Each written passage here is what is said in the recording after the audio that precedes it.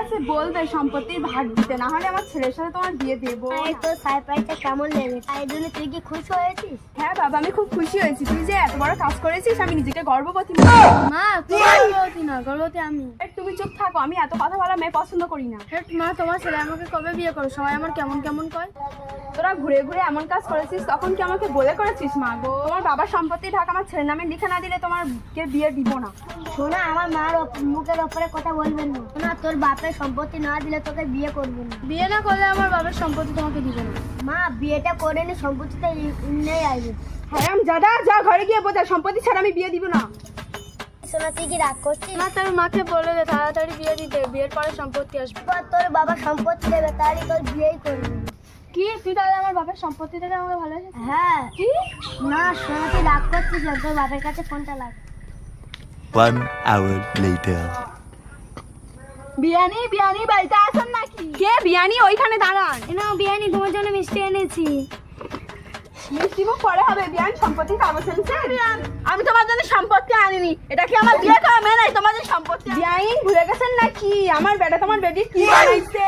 বিয়ানি this is normal. আগেও নানি হতাম, এখন নানি হয়েছি। কি বিয়ান, তোমার কি মান সম্মান নেই?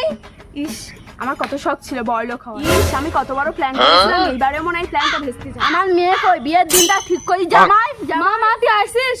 তাড়াতাড়ি বল তোর বাবার কাছে, আর তোর বাবা সব সম্পত্তি আমার নামে লিখে দিতে, নাহলে কথা খুব খারাপ হবে। ও মা, তোমার বাবাকে কও আর সম্পত্তি আমার ছেলের নামে লিখে দিতে, না হলে এই বাড়ি থেকে বেরিয়ে যা। তুই যে কোনো একটা কিছু কর, নাহলে আমি সমাজে মুখ দেখাতে পারবো না। শাশুড়ি মা, আমার মতন ভালো জামাই তুমি আর কোথায় পাবে না। শাশুড়ি মা, কোথায় একটু ভেবে দেখো, এখন 6 মাস, বাকি 4 মাস।